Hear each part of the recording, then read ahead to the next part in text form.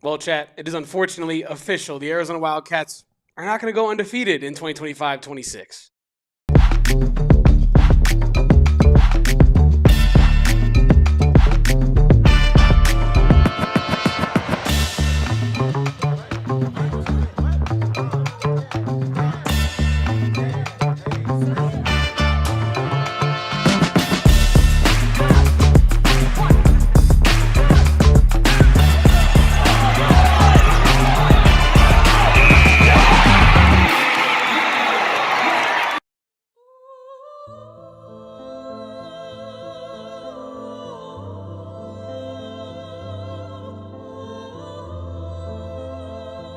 Welcome on into the AZ Wildcats post-game show, and we are live from Studio K, presented by Circle K, and Circle K might be the only thing, Kevin, that cheers me up right about now because the Arizona Wildcats lose the first time all season long, #1 team in the country. We thought that they were, unbeatable, perfect, could not be touched, and the top 10 Kansas Jayhawks, even without Darryn Peterson, find a way to get the job done in the mecca of college hoops up there at Phog Allen Fieldhouse. The Wildcats lose. They drop to 23-1 on the season. And we do have a hell of a basketball game to discuss, but just a brutal way to lose your first game here. That is my co-host, Kevin Thomas. I'm Damon Farrell, of course. We are presented by our friends over at Branded Bills. Head on over to brandedbills.com. and use promo code BBPHNX for 15% off your first order. Again, that's brandedbills.com with promo code BBPHNX. But I regret to inform everybody that this loss has fractured the relationship of the two hosts of this podcast. What? Kevin and Damon now despise each other, yet just with one crack in the armor, and you can already feel all the love lost here on the screen. It's sad. You hate to see it. I didn't know about that. Oh, did I just declare that? I think you just broke that news to not only the chat but me, Damon. That's really unfortunate. Tough. So not only did we lose a game, I lost a brother in the fight. This is awful. But no, I mean honestly, look, man, undefeated. They have lost. They're no longer undefeated. It's unfortunate. We were one game away from some crazy Big 12 history. But as I was saying on the watch along, like this is a game that Arizona will learn from. The season does not end when you get your first loss. The season ends if your season ends on a loss. That's just what it is. You have so many more games left. You didn't really get much of anything from some guys in this lineup that you really needed performances from to get a win, not just against a Darryn Peterson-less Kansas. You need games from Koa Peat, Jaden Bradley, some of these other guys against any top team in the country, whether they have their dogs or they don't. This was a hell of a game from Kansas. I think for any Kansas fans joining, I want it to be in the VOD somewhere off the top where we're giving them credit so that they don't come in later and say, whoa, all these excuses. Kansas played a hell of a basketball game tonight. That is a fact. They did not have their #1 guy, their #1 pick potentially on their team, but they got incredible performances from a guy that could end up being the depoy this year in Flory Bidunga. They got an incredible performance from some of these supplementary guards on their team as well. So claps, and snaps to KU. Now on the Arizona side of things, this is a truly unfortunate way to suffer your first loss because I think with Darryn Peterson out, I think every Arizona fan saw the pieces of the puzzle starting to get put together for Arizona to, get a road win in a monumentous environment, but that is not what went down tonight. So overall, unfortunate to not be undefeated, but not many teams have gone undefeated. Arizona falls under that umbrella now, but they still have a chance at the ultimate goal. And if the ultimate goal was to be undefeated, then we can wrap up the season now. But I think this team, this coaching staff, this fan base has bigger goals than beating Kansas in February. Their goals are in March. The goals are in April. So yeah, we'll see. We'll see what Saul has to say on this later, a little bit later here in a second. But Damon, how are you feeling after that L? Yeah, I mean, I think, I've kind of long been on a little bit on the train of like, I think that you need to experience what losing feels like, what pressure feels like, because it's almost too easy. It feels like most of these games for Arizona, the way that they just dominate teams, the way, they drop kill shots on teams left and right. They get out to these massive leads and then they sustain those leads for the rest of the game. And this was different tonight. You got pressure put on you by a really good Kansas team, and you could feel the crowd play its part in this game. No doubt about it. I mean, that is for every reason why I was hyping up this game and saying that matchup scared me as much as it did, is because of that venue. And I think that checked out when you watch the game tonight, and you can hardly hear Boog Shambi and Fran Fraschilla even talk because of how loud it is inside of that arena. I will note, respect for not rushing the court. We talked about it on our watch along. That is a true sign of a blue blood basketball program there. But yeah, I mean, it was just a really, really fun game. A lot to get into here. Arizona did not play a clean basketball game. That we all know that the Arizona's A game is much, much higher than that. And yeah, so there's a lot to get into here. And we also brought in our guy, Saul Bookman, who everyone wants to hear from. He's the guy that everyone on the pregame was screaming for. Where's Saul? Is Saul going to be on watch along? Well, we got Saul for post game, even though it's an away game, even though Saul's not in the arena. But I'm sure Saul Bookman has some thoughts. So let's bring on Saul Bookman here. Man, everybody wants to hear from. Tough loss there, Saul, for Arizona. First L of the season, but a game that I think that we all had at least highlighted as one that could potentially give the Wildcats some trouble. Just kind of first initial overall thoughts on how this one played out. Well, first, can you guys hear me okay? Yes. Okay. All right, good. I've been tearing down my setup. I know I have a nice, beautiful setup that I get a lot of love on, but I'm tearing it down. I'm putting it in a different room, so I've been kind of in between tech stuff.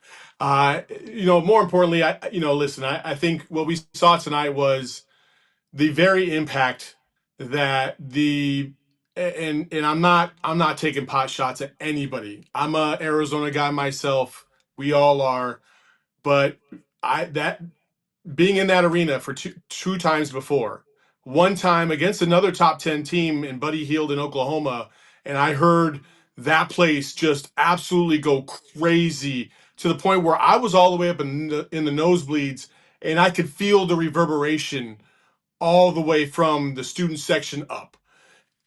Until you're in it, you have no idea what you're really in for. And the fact that Arizona was the #1 team in that environment, there's zero chance. And I'm not trying to be disrespectful of Kansas fans. And Darryn Peterson might come back and play in McKale the next time around.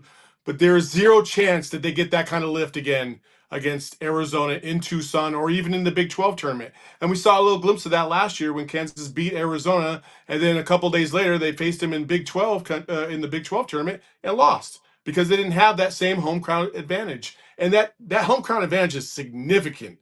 It is so significant. It's like a +5 or a +8 automatically on the board. And when you have as close and as physical a game as you saw tonight, it's going to put you in a very precarious position. And I think you saw that in that under 10-minute stretch when they went about 5 minutes without being able to score a bucket. That was the first time all season that I felt like Arizona might have been a little bit rattled, because that environment just really dictates it. Yeah, it certainly did look like Arizona was rattled, and once the kind of the Flory Bidunga run happened in that second half, that's when it felt like things really started to fall apart for Arizona. It was a lot of other than Brayden Burries aside, I think that he belongs in a different part of this conversation. But the rest of the players on offense, it felt like you were started to see people trying to force things a little bit more so. On defense, you had a guy like Motiejus Krivas, and we were talking about, wow, what a special first half defensively that was in particular. And it felt like once Flory Bidunga started putting some points up there in the second half, Krivas started getting a little bit more jumpy, trying to meet him at the rim constantly. And you could tell that he was, letting the environment and letting that flurry of points affect him a little bit more so. But I think one guy that we didn't expect to see that from was Jaden Bradley. And Jaden Bradley didn't have a Jaden Bradley game tonight, which is crazy to say because it just feels like this guy is so consistent, right? It feels like even his, D-tier games, he's giving you 10 points. He's giving you 5 assists. He's giving you great defense. And just Jaden Bradley, just probably his worst game of the last couple of years here at Arizona. What did you see from your guy, Jaden Bradley, tonight, Saul? And give us some confidence. Why are we going to be all right on Saturday against Christian Anderson? Real quick. So So this before is Saul gets his answers, Damon, you're frying me with that because I know you didn't do it on purpose, but just the way you said that at the end, your guy who screwed us tonight, Saul. Did you Saul He did the discovered parenting Jaden thing. Bradley. We've been over this. Saul discovered Jaden Bradley as a small wee child out there in Rochester, New York. He scouted him for the first time. That is true. That is true. yeah, in the days of yore. Listen, a definitely not worried about this team. I think offensively, especially in that last 10 to 15 minute stretch, perhaps their most inconsistent brand of offensive basketball yet this season. But you got to credit Kansas for the physicality and their athleticism. I told you, one of the things about Kansas's matchup is that they're athletic and they're long and they're lanky, and especially when you have Bidunga doing what he was doing and kind of, calming things down. Tobe wasn't able to get off the way he normally gets off. He missed a nice little bunny that I thought, was normally automatic, that I felt like continued the Kansas momentum going the opposite direction. And Krivas, honestly, offensively, I thought Krivas was outstanding. I thought, they could have probably gone to him a little bit more. Again, a little tenuous with the ball from time to time and getting that ball a little loose away from his body. But I thought overall, I have no issues with what Krivas did on either end of the floor. Listen, sometimes guys just have good nights, and Bidunga had a phenomenal night tonight, and that's okay because Krivas did pretty well on the offensive side. If you would have told me that Krivas was going to give you 14 points, I would take that all day and run with it. That'd have been fine. The problem is that when you pair it with Koa Peat and Jaden Bradley, both giving you single digits when you need them. Koa Peat, of all the players on the court tonight, to me, had the most ability to dominate, and he came up the shortest. And that to me is concerning because Koa hasn't had the greatest games. Obviously he set the tone so early with that Florida game, but I need to see a little bit more of a consistent game from Koa. I would say, and that's kind of how I've been feeling all season long. Like he hits the fadeaway, and when he's at the rim every now and then, he does okay. But even before he started at Arizona, I said he shrinks himself at the rim too many times, and we saw that again tonight. The only time I didn't see it tonight was literally the first time he got the ball on the attack in the second half. He went up. He went with force. He went strong, and he finished and got. I got fouled. Went to the free throw line. I'm like, yes, you got to do that every single time. You can't play soft in a wicked, crazy environment like this against a team that's going to be physical. And listen, Kansas gets away with a lot at home. But so does Arizona at McKale. So I'm not going to sit here and be like, oh, well, they got all the calls. Were there some egregious calls? 1,000,000%. However, that's just the way it goes. And you're going to get that when you go into Phog Allen. So you got to be prepared for that. You got to play strong. You got to play with grit. And I think Arizona kind of got away from them. Jaden Bradley, I'm not worried about. He's going to find it again. He'll find it probably against Texas Tech if they need him down the stretch. No concerns whatsoever. Was he uncharacteristically a little bit all over the place? Yes. A little loose with the ball. I felt like that was a lot of the guys tonight for whatever reason. Like just simple dribble drives and then just losing the ball. I was like, what is going on? Is just those stupid Adidas balls probably. So, it is what it is. So look, I mean, we're talking about the refereeing in this game, and I'm not really here to get into the Tony Padilla. We know we don't like Tony Padilla. No one likes Tony Padilla. Our fans, Kansas fans, we can all handshake, Bloods and Crips agree on this. We all hate Tony Padilla. He's either intentionally bad at his job, or he's just bad at his job, and I'm gonna leave it at that. But once you get the calls, you have to capitalize on the calls. Arizona goes 8 for 14 on their free throws tonight. So KU goes 21 for 25, only missing 4, and they make, my math is poor, but I think 13 more than you, right? So can you talk to me about the free throw situation with this Arizona team? We've kind of been sneakily talking about it all year, but it felt like tonight it just exploded. It felt like no one could make a free throw when you needed it, not even your real shooters. Mm-hmm. Yeah, no, listen, I agree with that. I do agree with that. I think the free throw shooting, especially early on, just, Jaden Bradley missing, 2 of his first 4, it just sets the wrong tone. Koa Peat, he misses 1, Toby misses 1, and it just felt like it kind of just started rubbing off on everybody except for Brayden Burries, who, he had 2 towards the end. But I will also say, again, I don't want to make this about the refs. But you can't sit there and tell me that both ways, with the physicality, that Kansas was that many free throws better than Arizona, like opportunities. That there was a couple egregious fouls, like Brayden Burries' dunk attempt. Like that's full body to body contact, no call. They go the other way. Like, come on now, you missed the travel with Bidunga, which again, that's 2 points. It's a completely different game. Losing by 4 if you're down by 2 with the ball in your hands and 5 seconds left to go. So No, like yeah, every I little totally thing agree. matters in these games. And Damon and I were talking about this maybe at the end of the watch long, maybe pre-show on the post game. Either way, we're going to bring it here. We were saying like there was a moment in this game where it felt like, man, Arizona's up 12 mentally, but they're really up like 4. And part of the reason why is because you're not hitting your free throws. Like not only does it give you all the luxuries that Saul just outlined, but it also kind of builds some cushion in that pillow of whatever your lead is. And when you don't have that extra 3 points, you don't have that extra whole possession worth of points, it makes it so much easier for KU to storm back in this game because the momentum is just sitting there to be taken, right? So, yeah, I feel like the free throws in this one were really frustrating. Like, usually you get some misses from Pete, some misses from some other guys, and you're like, okay, these things happen. We got to nail it down. It's not acceptable, but these things happen. Tonight, it really felt like it cost you in this game. The biggest factor to me was them Kansas extended Arizona in the paint just a little bit outside their comfort zone. So as opposed to hitting, having that 5 to 6 footer, now it's 7 to 8 or 9 to 10, and you couple that with the physicality that Kansas also displayed. Again, like there's not many teams that have tried to be as physical as Arizona against Arizona, and that's hey, at some point you gotta just tip your hat to Kansas because they played their tails off tonight. And they won. I'm not going to sit here and say they deserve to win because I think either team could have won and felt good or bad about it, Yeah. right? But I will say that Kansas got the edge at home and they played physical. And again, Fran even talked about it. They did just enough to make Arizona just a little bit more uncomfortable than usual. And when you're looking at a team like Oklahoma State, BYU, and all the other teams that the Arizona's played in the Big 12, none of them have the defensive ability of what we saw tonight with Kansas, what we'll see against Texas Tech, what we'll see against Houston, and so on and so forth. But the good thing, and here's the bright spot, folks, of the 6 teams that we had to play that were all top 25 and top 15 matchups, only 2 of them were on the road.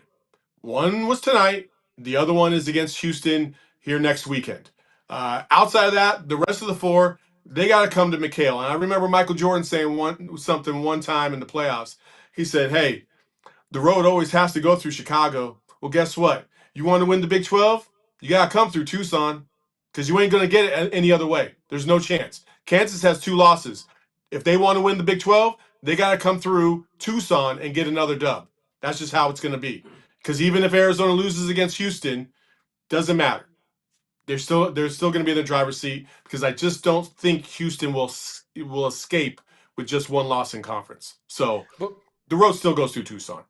before we get like too far removed from what you said in that first part of it, because I really think you said something smart in that first part. Not like you usually don't, but especially in that first part. Like you were saying that a lot of Arizona's shots were coming about 1 to 2 feet farther from the basket than they usually do, and I didn't really think about it until you verbalized it right there. But what I think made this game so hard on Jaden Bradley was you saw him like, I don't know, like a dog with a routine, like trying to do what he's supposed to do when he's supposed to do it. The food is in the bowl. I'm gonna go eat the food in the bowl. Like there's a smaller guard on me. I'm gonna go hit my spin move, stop the spin move, turn. If I have the midi, I take the mini. If I don't, I'm gonna lean in, try to get a foul.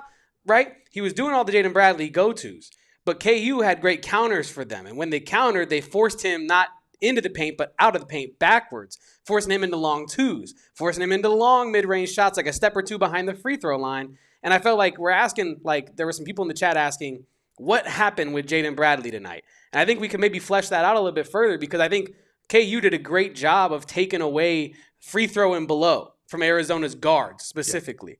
Right? You're not going to take it away from Krivas. You're not going to take it away from Awaka. Pete's too physical. You can try to stop him at the rim, but the guards, you cannot let them get downhill. And KU did a great job, even with Burries in transition. right? Burries usually in transition is not only relentless, but incredibly successful at creating open looks for himself at the rim. And it feels like KU did a great job of forcing Arizona's guards out to the corners, to the periphery, to make their decision making harder. Am I reading that right? No, I think you're absolutely right. And I think when you get into a routine and you have so much success with that routine, you're not going to try and change up the routine. That's just, it's kind of human nature, right? And so when Jaden Bradley comes off the pick and he's got a little elbow jumper and that's just his bread and butter, or even just makes one quick little move and gets to that elbow jumper, that's his familiarity. Well, when the defense is pressing him and pushing him out or hedging on the pick, or switching flat out, but switching in a way that's a little bit more aggressive, body to body, and pushing you away from the elbow. Just that little bit, even though he can still get separation, now I'm a foot away from where I usually like to be in my little sweet spot. We saw towards the end of the game, he tried to hit a jumper, but that jumper was damn near at the 3-point line. But it would have been a two. And so I'm sitting there, I'm like, that's a very unlike Jaden Bradley shot. I don't even know if I could go back through every single one of his jump shots and say, oh yeah, it was a bad shot, because I've never seen Jaden Bradley step on the 3-point line if he's not shooting a three. So that is just an example of the uncomfortable nature by which Kansas played their defense. And in addition to that, okay, if Kansas is adjusting and they've got a switch up that is making it a little bit more difficult, well, Arizona's never had to go to option 3, 4, and 5 off of that one single play. Not all season they haven't. So where's the counter? Well, guess what? When you lose a game, guess what? Folks, this is the reason why I've been telling you all season long that you can't stay still when Jaden Bradley goes to the cup. Because we got to have more action on the back end, because we got to give him more options. And the better teams that we play, the more you have to go into your 3, 4, and 5 options. And we're going to start to see that. Especially, somebody said, well, like it looks like Arizona's giving up the boards a little bit more. I was like, well, they're only giving up the boards a little bit more because they're playing better teams now. Like they just played BYU, they just played Kansas, Oklahoma State. You can't say that. And guess what? It's not going to be clean against Texas Tech either, and it's not going to be clean against all the other teams on the back half of the schedule, because as we've said all year, February was the murderer's row. Take it away. I'm getting choked up. Saul's ball knowledge was too crazy. He knows too much ball. He knows too much ball. I do want to say one other thing. You got to trust the process, right? I actually thought that Dwayne Aristo should have deserved a few more minutes tonight. I thought that he hit a big three as well in the first half when Kansas had finally tied it up. And I thought that he was playing some decent basketball, especially defensively. And he was yet another shooter that might have been able to be out there to free up the defense. Delhi had a couple opportunities to trigger. He didn't, for whatever reason. He hit a big three, but for whatever reason, he didn't want to keep shooting. And I'm like, hey, man, in a game like this, just like we talked about with Oklahoma State the other day, when you get an opportunity to score, you got to take advantage of it, especially against a defense that's that good, right? And Arizona a couple times looked hesitant when they had those opportunities. And again, maybe it's just, you got to slowly calculate yourself and kind of course correct as you're heading into March and as you're playing these better teams, because you haven't really had to deal with that too much up until this point. I mean, the last solid matchup they've had was like before BYU was, hell, maybe UConn.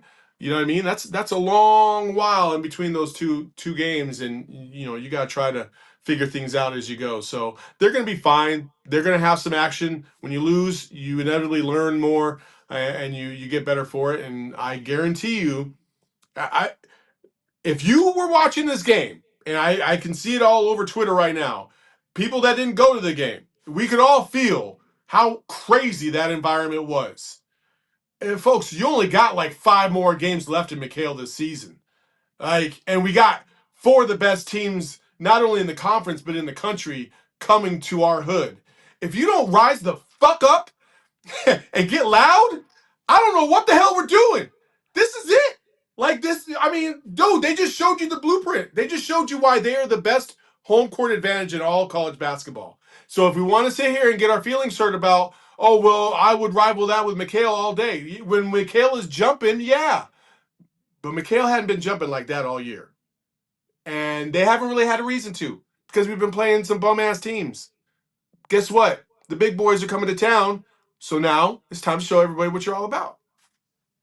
That was a game changer. Yeah, The crowd was tonight for Kansas, and it was a real like elevator, almost like a trampoline, right? Like they just used it to make their performance that much better. When they had an ounce of momentum, the crowd capitalized on it and made Arizona feel that momentum shifting every single possession. And I guess, Saul, we talk about the game in Tucson. We talk about coming to the McKale Center. One thing that might be different next time Kansas comes around to the McKale Center is Darryn Peterson might play in this game. And Arizona goes out there and doesn't win the game without Darryn Peterson. Now, I contested on the watch along that the guys that you needed to step up in way of Darryn Peterson did so. So I don't think that the game looks exceptionally different if Darryn Peterson plays versus if he doesn't, because Jamari McDowell scored 10 points on 50% shooting, hitting a couple of threes. Melvin Council, crazy volume, but with the 10 out of 11 from the free throw line, ends up having a decently efficient night. Bryson Tiller goes crazy. I just think that Bryson Tiller was going to be the #1 overall draft pick in that first 10 minutes of the game. Are you kidding me? That was crazy. Yeah. That's first player to go platinum and #1 overall. That was my point, is that you can't expect that same level of play. You can't just add in Darryn Peterson's average of points and say, well, now Kansas wins by 15, 20. It's like, no, that takes away from the role that these guys were playing when they had to step up and take more shots. And you got insane games out of your supplemental players tonight. Not a very good game out of Trey White, interestingly enough, which is a guy Kevin and I thought was going to maybe have to step up here. But it just feels like Kansas got such a team performance tonight. And even if Darryn Peterson played, I don't know if that even really helps what they did out there.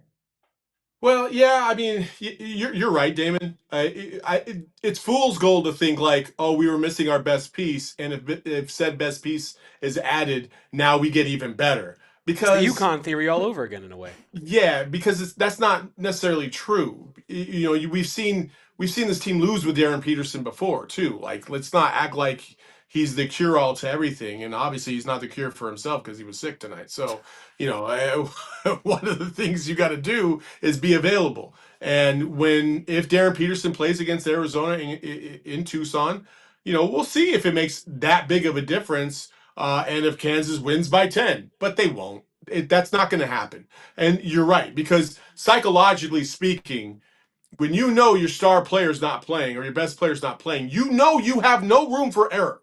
So you're going to automatically step up. It's like when players get injured and they know every other part of their body has got to be perfect and in harmony, and they rise up and play, like Isaiah Thomas I'm taking y'all way back, in the 1987 finals when he sprained his ankle and had 25 points in the third quarter on a bum ankle. Well, if he has two good ankles, does he have 25 points automatically, or 40 or 50? No, he doesn't. It's just what it is. Your body takes over. And I think it's the same case. These guys played really good basketball tonight. They're all good players. Let's not get it twisted like these are some bums. But they found themselves tonight. They played really good. They played an excellent game of basketball. Bryson Tiller started it off, kept them going. And then the rest of the crew kind of just, tagged along and took it from there. And hey, props to them. They did a great job.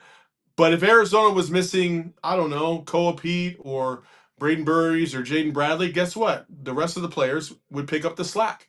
And that's how good basketball teams continue to win games. Yeah. Saul, I wanted to ask you a more bigger picture question after our first break here on the AZ Wildcats podcast. Leave a like, stick around, hydrate, drink your water. It's even more important after a loss, I argue, and do not go anywhere. We'll be right back. Damon, I'm sure there are a lot of frustrated Arizona Wildcat fans out there. Angry Arizona Wildcat fans out there, potentially. And if you've put a hole in your wall and you got to repair said wall, Window Depot is the number to call, because they're more than just a window store. They got everything from skylights and countertops, Damon, to stuff to help you remodel a bathroom. And you're like, wait, at the Window Depot? Yes, at the Window Depot, because from windows to doors to cabinets and countertops, they stock more, so you spend less. No wait times, no gimmicks, just everyday low pricing and ready to go inventory. Phoenix, Tucson, Marana, Chandler, there's one near you. Wherever your job site or project is, or wherever your home is at. And the best part about Window Depot is that they support Tucson. Their windows are proudly manufactured in the city of Tucson. So visit thewindowdepot.com and get started on your next project today, or stop by one of their 7 Arizona locations and get started. They will get you anything you need, well, within reason, for your home renovation project. Everybody already knows that Phoenix is one of the best sports cities in America, Arizona being one of the best sports states in America. And this spring, that bar is about to be raised to an entirely new level. For the first time ever, NASCAR and NTT IndyCar Series are racing during the same weekend at Phoenix Raceway, and you get a front row seat to it all. Nothing delivers the intensity of a race weekend. The engines firing, smell of the rubber, the crowd erupting as the field charges into turn 1, the vibes, the drinks, the culture, you name it. It's so much fun out there at Phoenix Raceway. You got beautiful backdrop of some great mountain scenery, and then you just get cars running, engines going fast, and tires burning. There's nothing like it, man. It really is a sporting experience unlike anything else. It's the best access in motorsports. You can go inside the garage, walk the track, meet the drivers, and catch the pre-race concert. No sport brings fans closer together. NASCAR and NTT IndyCar Series weekend at Phoenix, March 5th through 8th. Secure your seats now at the link in our description below. And you know what that means. Welcome back to one Saul Bookman live from his office, talking about Arizona's first loss of the season to KU on the road in Bill Self's first win against an AP No.1 team in Lawrence, Kansas. Saul, we're going to get back into this game in a little bit, but I think right now there's some big picture stuff going on the social media side of things that I think we should address, right? I am not one that believes that you need a loss in order to continue on in the season. I think that's frivolous, quite honest. I think it's silly, right? Like, you losing does not make you necessarily – you can learn from those losses, right? But it does not automatically make you better, right? I think that's silly. But do you think that Arizona needed this loss at some point before March in order to avoid a bigger loss in the future? I agree with you. If you could run the table, run the table. B, I never thought this team would go undefeated, because I felt like eventually they were going to have a game where everything wasn't clicking, and we saw that tonight. And I do think that this is a team who has some weaknesses that I feel like they've been trying to address, and they'll continue to address. But you kind of ratchet up your mindset when you finally take an L, because I think right now, I know if you asked the 4 freshmen, like, did you think you were going to go undefeated this year? They would say no. But in the back of their mind, they're probably like, man, we're running this shit. But what if we did, though? You know what I mean? Like, this ain't that hard. Like, we're 23-0. What are they talking about? College basketball's another step up. Like, we got this. It is hard. It's not easy. And again, like, if you're spinning off the face of the earth right now, well, I can't help you, because, I don't know what you wanted. 23-0 is 23-0, baby. You got to be happy with that.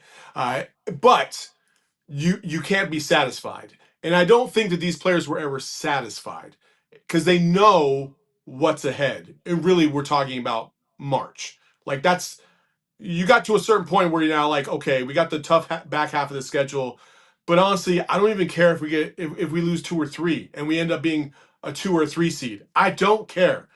I just want to get to March and put this stuff to rest, because everybody feels it, everybody wants it, everybody knows it, everybody is aware of it. So, I agree with you, Kevin. Like, if you can run the table, that's loser talk. If you're like, oh, we need to get one out of the way just so that when we get to the tournament, we're going to be fine. Like, that don't mean... Because the team's going to be scared, dude. They're going to be undefeated, and then it's going to be the Final Four. They're going to be like, oh, gosh, what if we don't go undefeated? Oh, no. Jeez, like, it's a little ridiculous. The entire conversation is pretty stupid.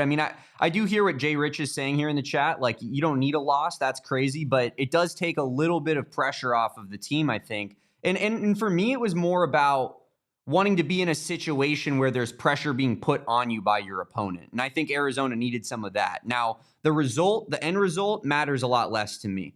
But I wanted experience with this team going up with their backs up against the wall in a pressure environment like that Kansas environment. And honestly, I saw them get flustered tonight. So now next time out, I think that you got to use that environment in never playing a game that's going to be in a madhouse like that again the rest of the season. And when you're up against the wall in a different environment, whether it's in the tournament, whether it's on the road against Houston, you name it, being less flustered, being more, just calm down and playing Arizona brand of basketball. Yeah, I don't know about the pressure. Like I want to agree, but at the same time, I'm like, listen, if they feel the pressure of trying to be undefeated, and that would be self-imposed because Tommy Lloyd says he doesn't care if they win or lose, he just wants them to play the right way. Then I'm sorry, but when you get to the Sweet 16 and the Elite Eight, what kind of pressure do you think you're going to feel there? Like, well, not it's 15,000 fans screaming, rooting against you. That's what I've no, said to Kevin on the watch along, where it's like no game, no environment, even given the stakes, will be as difficult as that environment that you just played in tonight.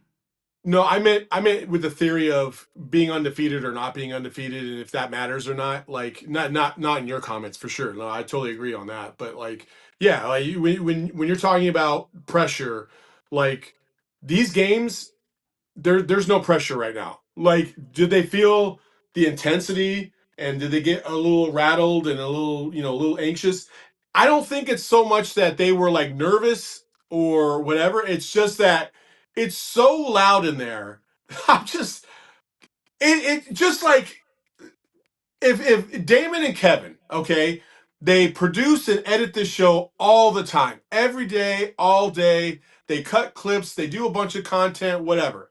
Now, have them do the same thing, and let me get four of my closest friends to be right beside them, just screaming, all for like a couple hours. Do you think Saul, I that they're see going where to you're be going with this, but I'm going to stop you in your tracks. We both work with one Eric Ruby. I think you know exactly that we are built for this type of moment. I mean, I'm editing a thumbnail, and it's like, hey, Kevin, I think that the Suns are going to go undefeated in the second half of the season. I'm like, Eric, I can't do it.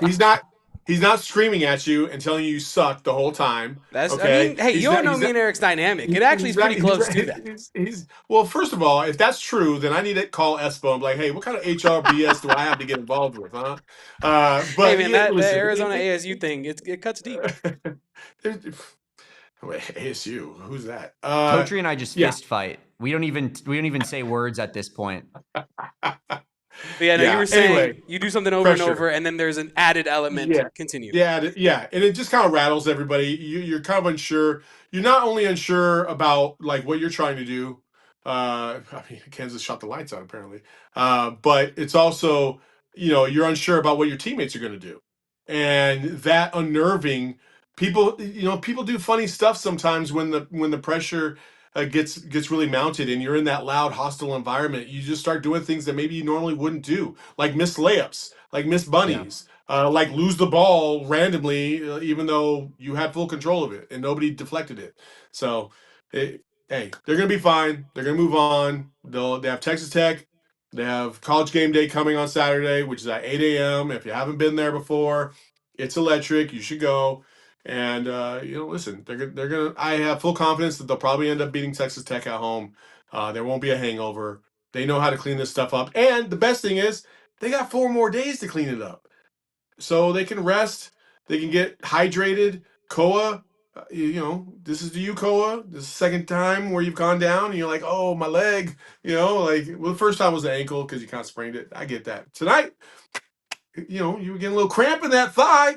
You gotta shake that stuff off. Let's go, baby. Get that John the Conqueror root on it. Let's go. One thing I wanted to ask about, and I don't know if this is, Saul might come out and be like, you're an idiot, Damon, who cares? It doesn't mean anything. But the 2 big Monday games this team has played on the road in Provo and now in Lawrence, you kind of saw a second half fall off, if you will. I mean, against BYU, pressure got put on, and I remember vividly some people in the chat saying legs got tired in that second half. Now here, I think you could maybe make that argument for like a Jaden Bradley, for example, a guy that plays so much. 2 days rest, and you're playing a Monday game on the road. Do you think that has any effect on the second half performances in either of those games?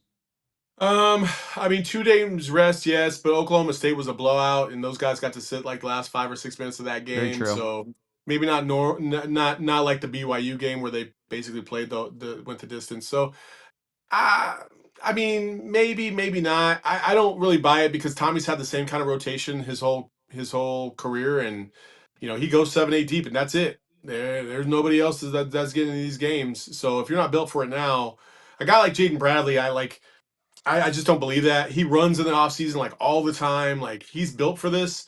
Maybe you just maybe you're going through it a little bit, and Justin Kokoski is probably evaluating all this, their trainer, and taking a look and thinking, okay, is there anything we need to modify? Do we need to start to implement a little bit of this or whatever? Because maybe the fluids are getting a little depleted, But also, like, listen, I'm not saying any of this is happening, but they're college kids, and college kids every now and then like to have a little fun. You know what I mean? What? And I don't know what they're doing in their off time, but I'm sure occasionally they frequent the The local watering neighborhood holes? establishment. You know what I mean? And have a good time. And hey, listen, they're allowed to do that because you're in college. You're supposed to have fun and also play basketball at a high level. I have no doubt that these guys are going to rebound with no problems as long as they stay hydrated and make sure they drink their Ovaltine. I mean, I say it before every ad break, and if the damn team is not listening, that's their own fault. Drink your water, boys. It's the simplest thing. A gallon and a half a day keeps the doctor away, is what people say, especially for professional athletes. You can probably drop that down to a gallon if you're not running and jumping like Koa Peat.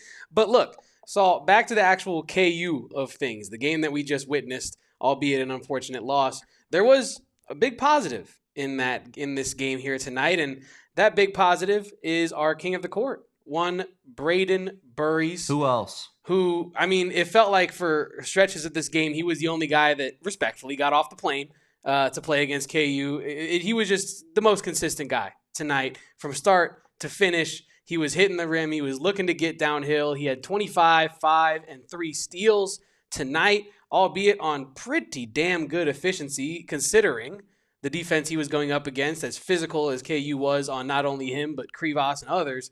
9 of 18 from the field, 4 of 7 from 3. I was thinking kind of coming into this game, if you can get 4 or 5 threes total as a team, you're really cooking with gas. And Brayden Burries comes out and says, I got you. Hold my non-alcoholic beverage because I am not of age. And he, does what he does. Saul, what did you see tonight from Brayden Burries? I mean, the kid's getting into his groove. I thought in that first half, he scored a bucket. I forgot which one, and he was running back down the court. And I just kept thinking, man, there's going to be a time in the tournament where this kid's going to win it for us. Like he's got that kind of ability. You can kind of see, like, I know we talk a lot about Jaden Bradley at the end of games, and deservedly so. But I would not be surprised if down the stretch you see Brayden Burries, help him out a little bit in terms of closing out some of these games because he's been able to dominate, minute 1 through 35. Now it's that last portion, and tonight, it felt like he was the one guy that was like doing his part to try and keep these guys afloat. It was tough.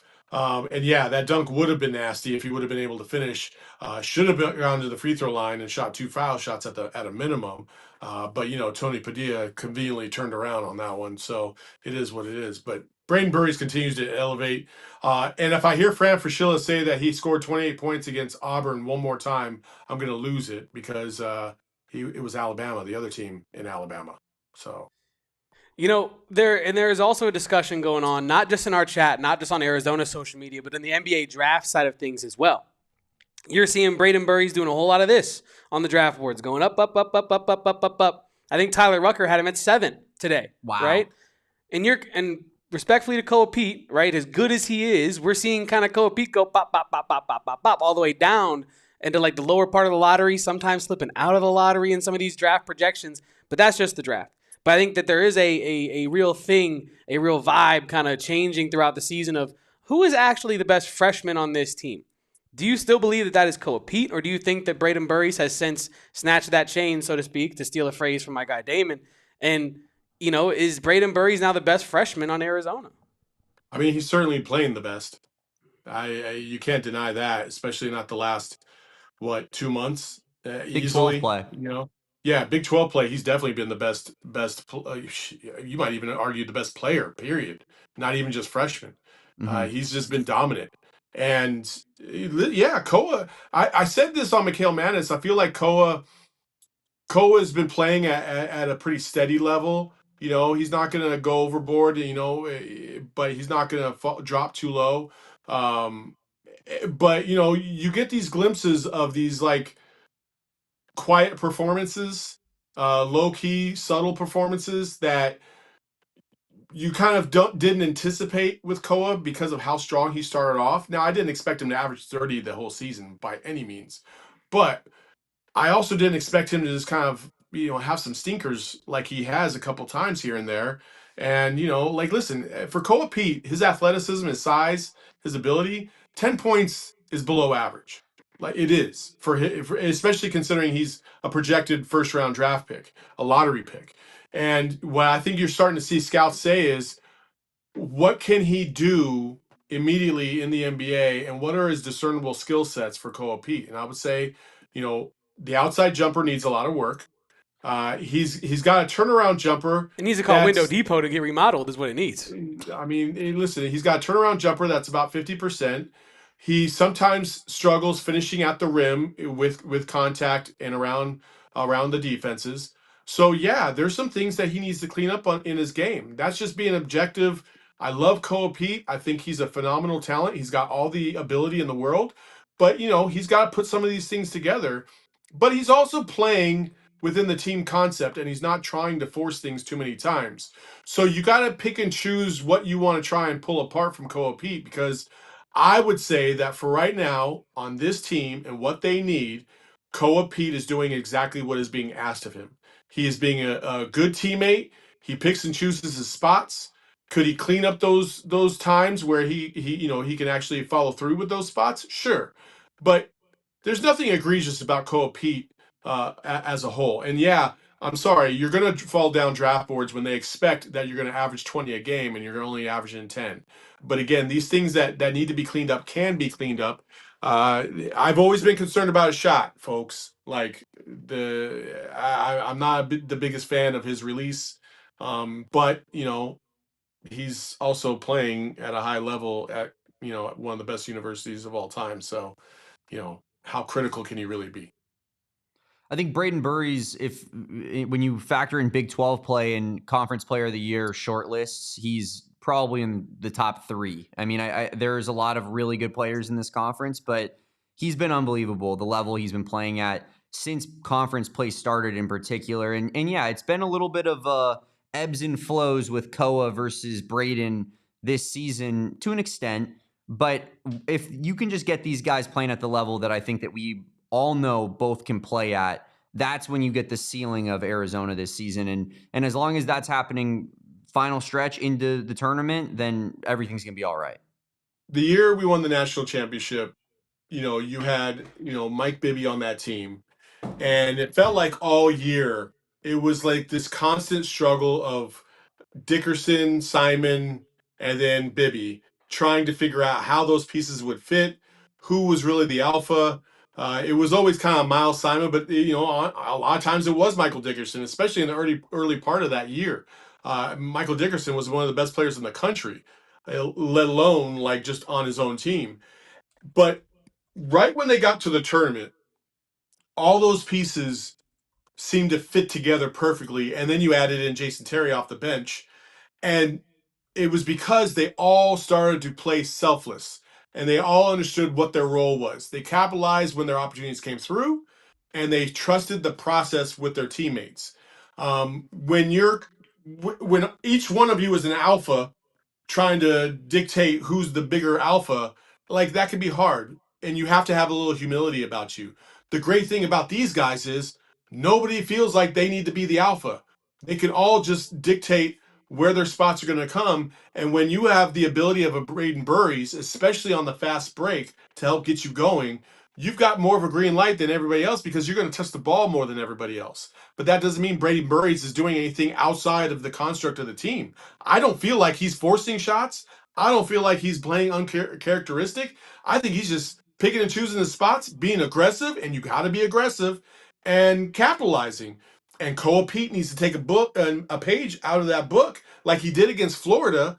Like that Florida game, sometimes I feel like ruined everybody because 30 points right out the gate, and as dominant as he looked, you're like, man, we got a dog right now. Yeah. And you haven't really seen that aggressiveness too many times since then at a high level. I think tonight he learned a lot about what he can provide this team and where he needs to go and how aggressive he really needs to be. And I guarantee you, Tommy's going to show him that one play in the second half. I'm going to keep going back to it. When he was uber aggressive, got to the rack, drew the foul, went to the free throw line. You got to do that when you have those opportunities and you have the mismatch. Corey and I and Kevin were texting in the game, and Corey said, Koa's got the opportunity to have the one-on-one matchups tonight. And Koa didn't take advantage of it. Koa has to do a better job of recognizing where those advantages are. And you got to punk dudes. You have to punk them in the Big 12. Because if you don't take advantage of your mismatch, they will certainly take care of theirs. And I feel like that's a little bit of what happened tonight.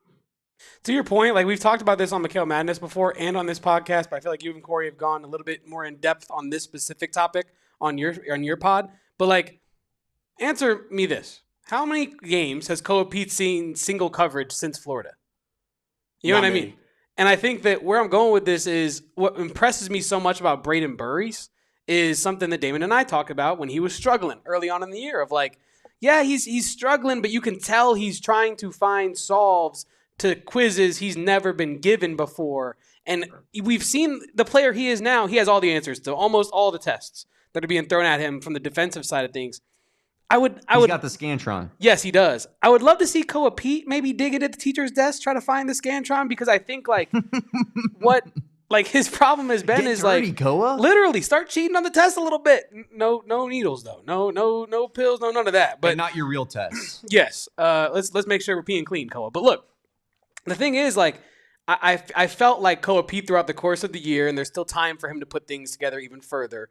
But I thought he would have gotten more problems solved at this point in time. Like I think what's made Brayden Burries take this leap is he has continuously been problem solving in live time, and we're seeing it, the results of it. But I don't know. I don't want to go too. I want to take the road or car and go off roading with it. But do you think like he's had some problem solving out there a little bit, Saul? Maybe a little bit. I also just think that sometimes you're a little too selfless and you're flowing with the offense. I feel like there's been a handful of times where he's caught the ball kind of that mid-range, and he hasn't immediately just known that he just wants to pull up. And instead, he'll put the ball down because that's what he's comfortable with. He'll back him down, and then he'll turn around to that fadeaway. Every now and then, you got to throw something else that's a little wrinkled for the defense to keep in mind. So that way, the next time you catch the ball, you just pump fake, that dude flies, you turn around, and you go yak on somebody. But he hasn't incorporated that into his game very much. The fundamentals sometimes can be overlooked. And I think right now, when Koa Peat's in a moment where he needs to figure something out, just go to the fundamentals. You know, pump fake, jab step, go around a guy, back him down, turn around, fade away, fine. Hit him with the left-handed little floater, like all these little things. Something that we've kind of seen Krivas do. You know, Krivas has improved. He's improved quite a bit. He hit that left-handed floater today on the baseline, and I was just like, there you go. That's what I'm talking about. And it was a big bucket. They needed that because they were struggling. And everybody's kind of added something to their game, Brayden Burries included. Koa's got to do the same thing. And I think that goes to your point. Yeah, that's you more intelligently verbalized what I was trying to say. I was suspecting there. Classic Saul. But we do have some more with Saul Bookman after our second and final break here on the AZ Wildcats pod. Leave a like, stick around, and do not go anywhere. And drink your water, especially you, Koa Peat. Have 2 waters during this break. Damn it. Look, Damon, it's been a long night. It's been a long night. First loss of the season. You're telling me, brother. I don't know how I'm gonna get through it, but this upcoming Sunday, I might have a staycation with our friends over at Gila River Resorts and Casinos. It sounds relaxing, Kevin. I know, right? I mean, Valentine's Day is coming up, Damon. Not bad. Not a bad little Valentine's getaway.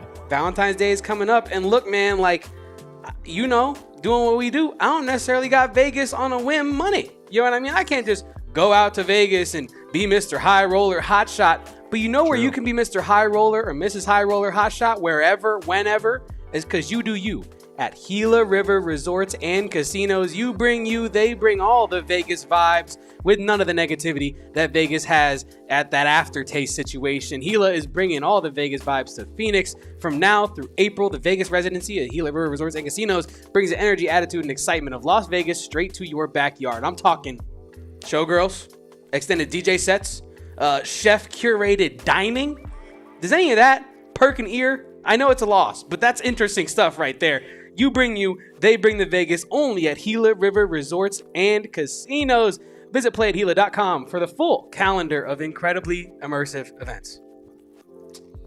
Kevin, are you looking for ways to multiply the good things in your life? Because multiplier scratchers from Arizona Lottery are here. They're ready to help win you money with over $270 million in prizes on these multiplier scratchers that they have available to you, Arizona Lottery. That is, you can win prizes up to $5 million, guys. Up to $5 million. Whoa! And it costs just as low as $1 to get a ticket here. Multiplier scratchers are the perfect way to add to your life. If you want to add good things like vacation, relaxation, celebration, multiply it with Arizona Lottery multiplier scratchers. With access to over 3,500 retailers across the state, you can play whenever and wherever you'd like. Check out your local Circle K. That's my favorite place to buy Arizona Lottery scratchers. I'm doing it all the time, and there really is nothing like that physical scratcher, Kevin, when you win that money. So go play and win today with our friends at Arizona Lottery and check out those over 3,500 retailers across the state. Play whenever and wherever you'd like. Roberto asks in the chat, Damon, is Kevin your Valentine this year? You know, Roberto, as I said off the top of the show, I don't know if you were here, but I think that it was trending that direction. And then the Arizona Wildcats lost a basketball game. And then Damon dumped me. I'm pretty sure this relationship between Kevin and Damon has been fractured for forever. I thought we were never losing again. Yes, you saw, I made the same face when he said that off the top. I was like, this is news to me. I had no idea. I just thought we were never losing again. You know, this podcast has never lost ever, Damon, I will say. That lost music sure felt like we lost, brother. That lost music cuts deep. Yeah, the team is on aux, unfortunately, for the intro music. Are we still doing that? Yeah, I mean, we have lost music when we do lose. We just haven't had to bust it out in quite some time. So we did tonight, and boy, did it sound really depressing after it's been almost a full year since we've deployed the lost music for basketball. Genuine fact. Unbelievable when I put it like that. But Saul, I have one thing I want to do real quick. You're in my mind. I was literally gonna lob it to you. I was gonna say, Saul, this is the point of the program where we go ISO Saul ball. Boom. What you got? I just have one thing, and listen, I'm not trying to be hard on Koa. Listen, a loss is a loss. It happens. It's fine. But I need him to harness the intensity and the dog of one particular person, and I am talking about a moment when Kevin's big bro got absolutely yacked on.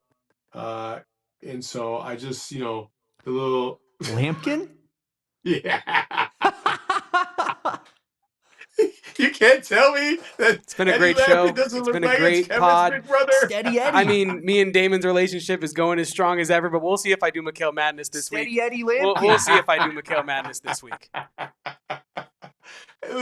By the way, I love Erica Day, but Erica literally, I said something about Eddie Lampkin, and she was like, oh, I love me some Eddie Lampkin. I was like, what? Same. Oh Same. God. When she said that to me, I was like, who loves Eddie Lampkin? Dude, yeah, she's nobody. His own family roots against him when he's on the court. He's that big of a albatross. Albatross. Anyway, listen, a loss is a loss. It sucks when it happens, but it's only one. And the way this team plays, as stable as it is, I have a hard time believing that we'll encounter too many of these things. And listen, they've got 7 more games left, and they're really, really strong opponents. But they knew that was going to be the case, and it's strong for everybody, by the way, not just Arizona. As you saw, Kansas, cool, you beat Arizona. Now enjoy your trip to Iowa State on Saturday. It's not going to be easy for them either, right? Everybody's got to deal with dogs. every single day in this conference, and we wouldn't have it any other way. This is going to build them for what they're inevitably going to see when they get to March. And an environment like the Phog is an environment unlike anything else they will ever experience for the rest of the year. And I promise you, when the rubber meets the road in the Elite Eight, and it's a tie game with 5 minutes left to go, and everybody's butt cheeks are clinched, the Arizona Wildcats on that basketball court will be the few that will not be, because they will be relaxed. They will know exactly what they want to do. They will execute and hopefully get us to a Final Four. But hey, I'm not gonna cry too much over tonight. Hey, it was fun. It's fun while it lasted. 23-0, baby. Set all kinds of records. But good things never last. So it's time to move on. Saul, thank you for joining us tonight. You have been incredible as always. Even when you're not crisscross courtside, the analysis is still on point. Have you guys seen that I changed my profile picture on YouTube? No. Is it you? Saul? It's me, crisscross. Yeah, there you go. Dude, inject that into my veins. That's awesome. That's incredible. But he is Saul Bookman. You can catch him crisscross courtside at Saul_Bookman on your social medias, and McKale Madness this Thursday at 7 p.m. Ahead of Texas Tech and College Gameday on Saturday. Saul will be there Saturday? Yeah. I will be there Saturday. So it's been decided. Just so we all know, Corey is working on potentially getting Jay Williams onto McKale Madness on Thursday night. So we'll see if it happens. But are we fighting? Are we keeping it real with Jay Williams? I know his Twitter is at the real Jay Williams or something like that. Are we keeping it real with Jay Williams? Listen, we're always going to keep it real, and I'm going to keep it real about how this is, the 25th anniversary of how he robbed us by hitchhiking a wagon to Jason Gardner and costing us a national championship. I'm going to ask him that, but he has answered that question before. I might not harp on it too much. Yeah. So, it is what it is. But hey, hopefully we can get him on for Thursday. If not, then hey, it's just Corey, myself, and Kevin, and we'll have a good time. And Corey, he's going to bring it. So he's on the road right now. He's got Gonzaga at Washington State, I think, tomorrow night on the call. So we all know how Corey loves Gonzaga. Oh yeah. Damon, would you get a load real quick before Saul gets out of here? Yeah, we gotta tell our guy Damon what our guy Corey said, because if anyone is gonna feel some type of way about this, it might be Damon. First, he said that the Marriott Center was the best environment he's ever been in, which I was like, time out. What? No. And then he said, and then when I said no, Phog is the best environment in all of college basketball, he was like, but the kennel. But Gonzaga's kennel. The Zags, dude. Gonzaga's arena, they try to do like the jumping thing like Kansas did tonight, but like, show Corey the video. We'll have to send it in the group chat later. Show Corey the video of all the students jumping with the KU flag ahead of them. There's like a 3.1 magnitude earthquake in Lawrence, Kansas. I have the video from that Buddy Hield game. That was, 2004, 12 years ago. It looked exactly the same way tonight. Nothing has changed. So, yeah, I'm going to send him that video and be like, dude, you can, until you see this in Spokane, Washington. Dude, they don't even got that many folks in Spokane, and I like Washington, the state of. Right. Before we get you out of here, Saul, AZ Cats G is celebrating 5 months of membership, and they say, thanks, guys. Awesome show. Great having Saul with you tonight. Saul, Damon and I were not kidding. People in the pregame and on the watch-along literally were like, where's Saul? Even though the man usually does post-game hits exclusively on this pod, where is Saul for the pregame? Where is Saul for the watch-along? We need Saul content. So you got an hour of Saul Bookman tonight. And you're going to get another hour of Saul Bookman on Thursday, 7 p.m. McKale Madness, me, Corey, potentially Jay Williams, and Saul Bookman. Thank you, Saul, for popping in. Appreciate it, guys. Bear down. Hang in there, folks. Appreciate Saul Bookman popping on with us. Again, follow him at Saul_Bookman on all social media. Just bringing the heat, bringing the energy, as he always does. Trevor Begay bringing the super chats, 199. Koa and JB had a bad game and lost by 4. We'll be okay. Correct. I think those are words to live by, Trevor. And those are 2 of your 3 best players, I think, on paper. And you got maybe the worst performances of the season from both of them tonight. And I wouldn't expect that to be typically what happens in regards to any Arizona basketball game, with those guys in particular not really showing out, because especially JB, like that dude is just so consistent. And I guess to my point earlier, Kevin, to kind of round it back into an actual basketball discussion, I don't think the loss was needed, but I do think that type of pressure was absolutely needed. That's all I was trying to say, is that I think you needed to be put in that position so that the next time you get put in that position, you're just this much more comfortable. Yeah, Then the next time you get put in that position, you're this much more comfortable. And it builds so that when you get into an elimination style tournament in March Madness, it's not going to be the end all be all when you get down 8 points to a terrible Clemson team that doesn't belong in the game with you, like maybe, 3 seasons ago did for Arizona, right? So it's about building up those pressure type environments and scenarios so that you're more battle tested and ready to go for them. And I don't think that Jaden Bradley's that's not going to happen again the rest of the season. Koa Peat, like, it's been a little bit of a struggle recently, but I doubt it looks like that again the rest of the season. You're not going to be playing in the hardest environment in college basketball the rest of the way. So I personally think it was needed for this team, not the loss itself, but just the getting battle-tested aspect of things. I mean, there is no greater feather in your cap than having the experience of playing at Phog Allen Fieldhouse. Dude, I wish as I was the there. number one team. I wish I was there. That looked insane. That genuinely is like win, lose, or draw. Right? I think I would have said this pregame if you would ask me the question. But I think that is like one of those things that, like, if you're at that game, you remember that for life, man. Mm-hmm. You're like telling your old friends, like, man, remember back in the day when I took the $30 Frontier flight to Lawrence, Kansas, and I saw us play Bill Self's team in KU at the. It's awesome, and that's the type of stuff you live for as a college basketball fan. Fran Fraschilla was saying this on Sports Center with Scott Van Pelt after the game went off air about how, like, man, if you like college basketball, if you love college basketball, this is it, man. Like, this is what you wake up for every morning. And I know that a lot of people in here are Arizona Wildcat fans exclusively. I respect that, right? And I think that the loss kind of makes this fall on a lot of deaf ears. But I genuinely think, like, this is the stuff you come to Big 12 for. These are the nights that, as an Arizona Wildcat fan, you're like, we are a part of that upper elite brand in basketball echelon where when we're playing Kansas and Phog Allen, shit matters, dog. Like, the brand is huge right now. The sports world stops. Everybody's watching Kansas, Arizona. Yeah, and that's what's leading Sports Center, right? And for good reason. Correct. And I think that this is the type of stuff that we live for. It's only a regular season game. Mm-hmm. Of course you want to win it, but god damn it, this is incredible, Damon. This is incredible. Like, basketball is an incredible thing. We had the Seth Trimble shot a couple nights ago. We have movie magic everywhere in the college basketball world right now. And then we get Texas Tech on Arizona on Saturday. It's going to be incredible, man. I wish we got the dub tonight, but the college basketball world keeps spinning, and we keep getting good games as fans. We're eating good right now.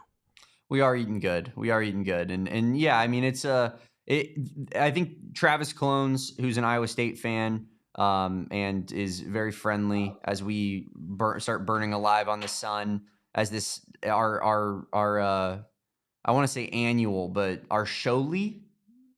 Our once a show lights are on in our studio happens because we can't have nice things on the AZ Wildcats podcast. But yeah, it's I just feel that, man, that cooked my train of thought. Oh yeah, Travis Clones. He said that this is why you joined the Big 12. 100%. Yeah, it is. 100%.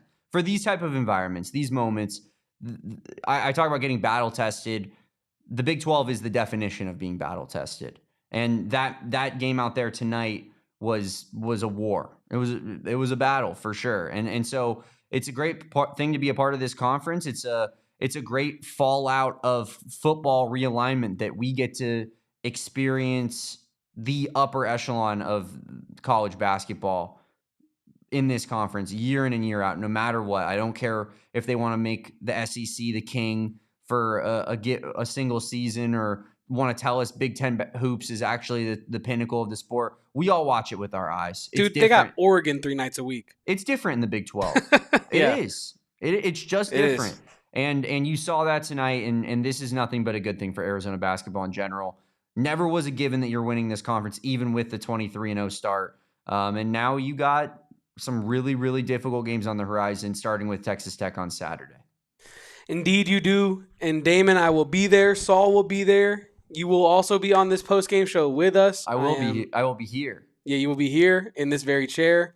And then one day in the future, you'll be at a game and I'll be here in this chair. So this is just how the cycle goes. So I'm excited. If you let me, Kevin. Well, this is Damon has carte blanche. This is Damon. It's the Damon Dog podcast. Yes. I'm a very agreeable guy. If Damon comes to me with an idea, I'm usually going to be like, yep, let's do it. Damon's like, Kevin, I'm thinking it's been hard with baseball season and the D-backs and it's long off season. I think I just need to take 2 weeks off. I would genuinely be like, you know what, Damon?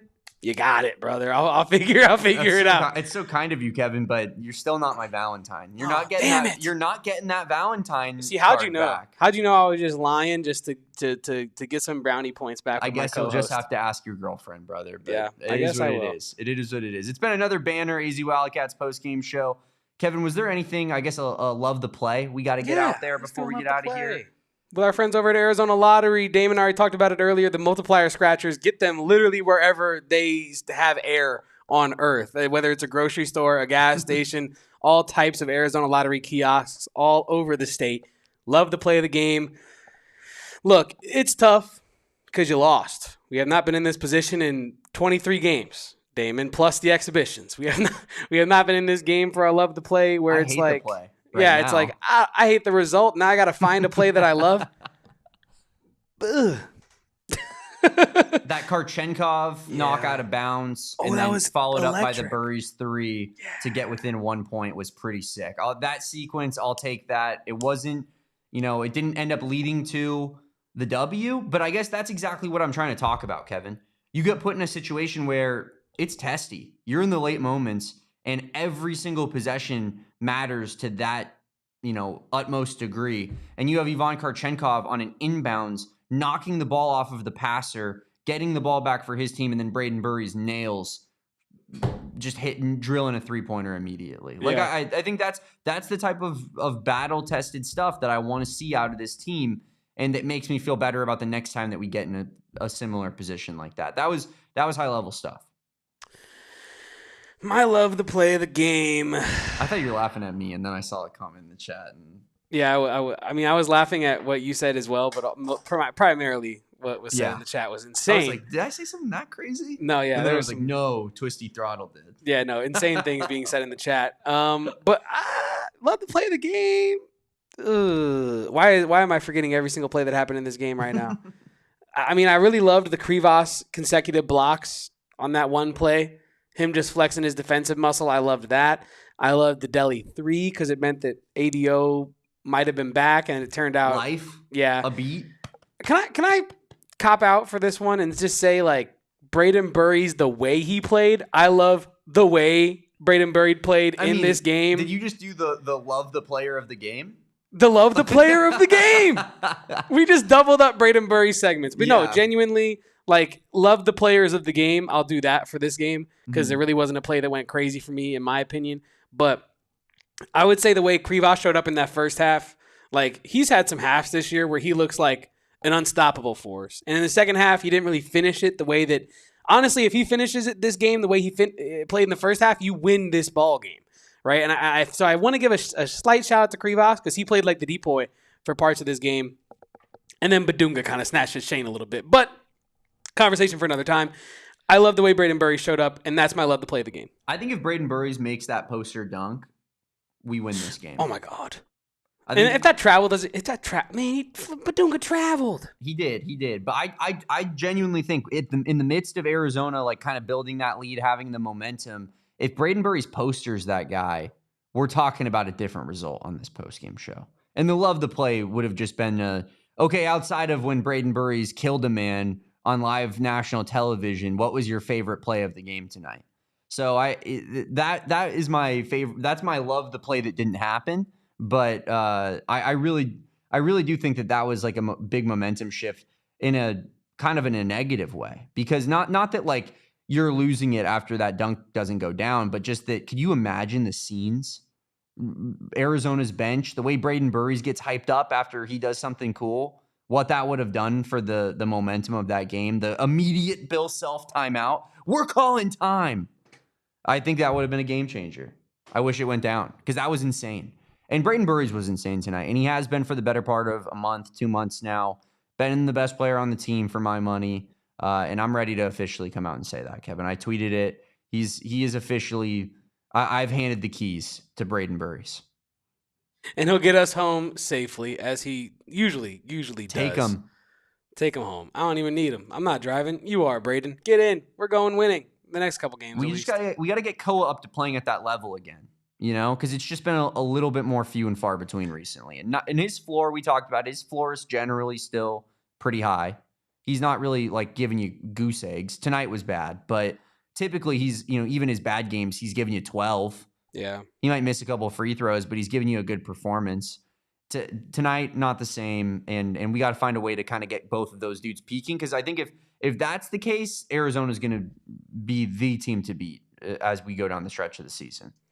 Yeah, and it's also unfortunate for Jaden Bradley on a personal note, because now Melvin Council has bragging rights in Rochester, New York for a couple weeks. Disaster, right? For Brayden, for Jaden Bradley. Jaden sick. The way that Melvin Council ended the game, the way that the dunk. Jaden just didn't really have it. And also, in this one. And I'm not, again, you know how much we love Jaden Bradley, but we're talking bragging rights here. If I'm Melvin Council, I don't know if you even remember this, Damon, because it was kind of inconsequential, but there was that play where the ball got passed out to Council, I think, and Bradley went for it, but they're fighting for it in the corner. Yeah. Like they're both stood over it. And then Council just gets up and discards Jaden Bradley like he was a toy that I don't want to play with anymore. Right? It was unfortunate. And I remember looking at that thinking like, man, if I'm Melvin Council, he's never, ever hearing the end of that moment from me. Oh, remember when I just totally discarded you and you went 2 for 8 and then I whooped your number 1 ass? Yeah. In my house, nice try. And so, yeah, unfortunate for Jaden Bradley. Rochester bragging rights remain with Melvin Council until next time. We're going to have to get our lick back in Tucson at Big McKale. time. Man, get back is going to be a MF. I feel bad for Kansas in that one. Kansas fans, I hope you stuck it out to an hour and 20 into the show because I feel bad for y'all when you guys come to McKale. It's not going to end pretty. I promise you that. That win was a product of the best environment in college basketball. You got role players, Bryson Tiller, Jamari McDowell, going out there looking like superstars. Why? Yeah. Because the crowd's got them freaking playing like superstars, Kevin. It was ridiculous. It's PEDs. And now we got McKale Center. Not quite the same, but if it's going to be more, if it's neutral site, Arizona wins that game easily. If it's now that it's in Tucson, love our chances. Take the Cats spread in that one. PEDs, fog enhancement devices, is what we'll call those humans in the fan stands. But yeah, I mean, we're going to see them in Tucson. This is the Big 12. I said it on Twitter. It feels like Arizona versus Kansas is, and usually this is one of those things that people don't like because you're like, oh, well, when the Knicks are good, the sport is just better. I hate when people say that. But I do think that when Arizona and Kansas are now in the Big 12, yearly, I think this is like a good matchup for the sport. I think the Big 12 has multiple of those. Yeah. And I think that this is going to be a beautiful basketball rivalry continuing into the 2020s and hopefully 2030s and so on and so forth, because that's just what the Big 12 has. Arizona, Houston, Arizona, Kansas, Arizona, BYU. Some of these matchups are just going to get us – they're going to get us fired up every time for the next X amount of years, and I look forward to that. So you're going to win some, you're going to lose some. This one we lost. Next one, we're going to get our get back. I mean, you're 100% right. You're now 0-2 in the Big 12 era at Kansas, and I think that there's a budding rivalry there that makes perfect sense when you factor in the two programs you're talking about. BYU Arizona always feels like a natural rivalry, and when every game ends because of a ref show, it just is going to lead to insane online discourse that makes these fan bases dislike each other's teams even more, and that seems to be the BYU special when it comes to Arizona playing BYU. Even, Houston, we all know the storied Houston back and forth here, and Arizona yet to get a win yet, but I mean, that feels like a budding, really, really cool rivalry in the making. And then also, how about Iowa State? I mean, that slept on in this conversation. They got that thing circled after the way that went last season with not only, they blew us out in the other game at Iowa State. That was a blowout in earlier last year. Then Caleb Love hits that 3/4 court shot. Arizona wins in OT. Iowa State's got that one circled. Like there are a lot of really cool rivalries that are on the horizon here in the Big 12, and man, it's definitely special to be in this conference rather than being in the Pac-12, being like, well, maybe Oregon could provide some resistance if they play their best game of the season. Ooh, Elijah Arenas in USC. That could be fun for 6 months, twice, and then that's it. But yeah, or for 6 minutes. You mean when it's a close game for the first 6 minutes and the back 34 look the way they probably do. I mean, it's just a different league. Brett Yormark says it all the time. It's a different league, and it feels like it. This is just, I don't know. Nobody wants to hear this except for me, but I think this is hilarious. I'm looking at my Twitter feed right now, and Melvin Council Jr. looked at the stat sheet in the post game and sees that he went 6 of 25, and his reaction was, whoa, 6 of 25? Who, me? That's crazy, bro. What? And then Flory Bidunga, who's walking into the press conference, goes, I'm telling you, bro, you got to pass it around some more. But I know it's funnier in the Bidunga voice than my voice, and so I will let you go find that on your own. But yeah, this was a great game, and I'm excited for more moments against Kansas, against Houston, against Iowa State. And I love that you bring up Iowa State, Damon, because I feel like if I'm an Iowa State fan, I'd hate this podcast. The fact that Travis Clones is friends with us is wild. Yes, but primarily I would feel so like, why are you forgetting about one of the top defenses in the country? Like no one I feel like nationally is talking about like, oh wow, the Big 12 has blah blah blah blah and Iowa State. No, wow, it's kind of just like the Big 12's got boom boom boom boom Iowa State boom boom boom, and it's like we do got to start putting some more respect on Iowa State. It's a swagless U thing. Maybe. I keep saying it, but if Iowa State had cooler uniforms and a better logo and wasn't in Ames, Iowa, I'm pretty sure people would be like, you know what? This program is nasty. But that is how everything that they are. And so I think it goes under the radar a little bit. It really does. Dude, also, Roberto the Coffee Guy saying Padilla has the toughest game out there in college basketball. I will say, or Arizona versus Padilla. Padilla is the toughest guy in college basketball. Maybe this, I don't know how to properly phrase this, is the best duo in college basketball Tony Padilla and Just for Men? Because that ain't natural. I'll say that much. Tony that Padilla and the camera, I think, it might take a step up from that. I mean, he's married to both, Kevin. Let's call it like it is. He's married to both. Yeah, I mean, maybe married to the books too. And on that note, I think we can get on out of here, Damon. I think we've covered the bases. Not married, me and Kevin anymore. After this loss and love loses. The horrible vibes between the two of us on this podcast. But I only say that in jest because we'll be back tomorrow, 2 p.m. on this same channel, a channel that reached 50K. Let's go today. And if you want to be a member or a part of that 50K, wrong terminology. We got different stuff, different thresholds. If you want to be a part of that 50K, please subscribe today. Help us out so much. Kevin and I love doing this. We love talking Arizona Wildcats athletics with you guys. And we just appreciate the fact that we get to do this every single day. Not only that we, it's not that we have to, it's that we get to. We just literally watched Arizona play basketball all night long for a job, and it's even in a loss, it's great to be thankful. What's going on? I want to wrap this up with the positivity thing before I get into what I was just looking at. I also want to give a shout out to everybody in the chat. The viewership has been immense recently and has continued to be immense tonight, even on a loss. So shout out to everybody that's tuned into this podcast.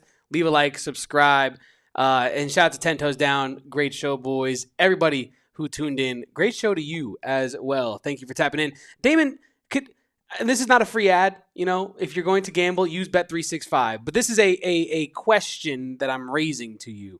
I'm seeing a tweet from @TKE Legend, Garrett there. Not crying, I profited. Tony Padilla is so predictable. Always bet against the spread when he's involved with your favored Arizona Wildcats team. Tony Padilla banter, blah, blah, blah. It's a screenshot of his Robinhood notification. Like Robinhood, like the financial manager app. Correct. And it says your prediction was correct. Check mark emoji. You received $111 payout for your yes Kansas position. You can do like predictive markets for sports on Rob. Dude, what is going on? Wasn't that an app like to invest your money in like stocks and stuff? I not sports gambling, man.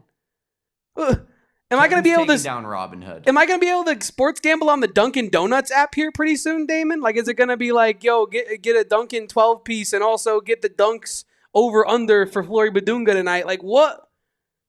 I don't know. Get me off air before I get us taken off air, man. That's crazy. That's crazy. I mean, it's crazy. I don't think it's as crazy as you're making it out to be. I think it's just a situation where we're cooked. We're cooked. I'm at the weather app. I'm going to be gambling on the weather soon. Will it be over under 75 today in Phoenix? Probably the over, right? But I don't know. It's insane, Damon. It's insane. We might be cooked, Kevin, but we always have Tommy Lloyd. And that's true. That's the perspective that I bring to you in my lowest moments. You know this is true. This is an off-air thing that happens. And I'll be going through something and I'll tell Kevin, you know what? At least I got Tommy Lloyd as my coach. Yeah. No, that's true. A damn fact. I mean, somebody responded to me on Twitter recently with a pretty sad reply. It was like, not much has been going good. At least Arizona's undefeated. And I'm like, ugh, damn. It's unfortunate. And I kind of replied with like a jokey joke. I was like, dude, if no one's got me, I know Tommy Lloyd's got me. So, correct. Yeah, shout out to that person and shout out to Tommy Lloyd as well. Shout out to Tommy Lloyd. Trust in Tommy. That's all that. Yes. That's all that needs to be said in a night like tonight. Arizona playing Texas Tech on Saturday. College game day in Tucson. Another absolute banger on the horizon here for the Arizona Wildcats. And Kevin and I are going to bring you all of that coverage as well. We'll go pregame, postgame for that one. Cannot wait for it. In the meantime, we got shows on Tuesday, Thursday, and Friday out the rest of the week. 2 p.m. for those shows. We'll be back tomorrow at 2 p.m. on this same channel. 50,000 subscribers today. We appreciate everybody who helped make that happen. If you're a subscriber, you are a part of that 50,000 person army. Now we're reaching for bigger goals, 100,000, and hopefully it happens in short order here, Kevin. We're going to keep bringing the content in the meantime, keep bringing the fireworks, and you guys keep bringing the likes, keep dropping them on this video. If you want to become a member like Max, like Real Pigeon, like a lot of the people here in the chat, you get access to really cool emojis. You get to just be a part of a little bit of an elevated experience here on the PHNX Sports YouTube channel, but it's just an extra way to show us some support. You can go ahead and follow me at Damon Dog. That's DAWG. Follow Kevin at KevoPost. That's KEVOPOSTS. And follow us at PHNX_Wildcats on all social media, except for TikTok, where we're at AZ Wildcats Pod. Been a banger episode. Appreciate all the support today. And thank you to Saul Bookman for impromptu hopping onto the show, bringing the energy like he always does. And we cannot wait for tomorrow's show. Kind of recapping this one, a night's sleep after Arizona's first loss. What do Kevin and Damon have to say? Find out tomorrow at 2 p.m. In the meantime, peace out. Bear down. And go Cats, no longer undefeated, but we still trust in Tommy. We all silly like the mayor.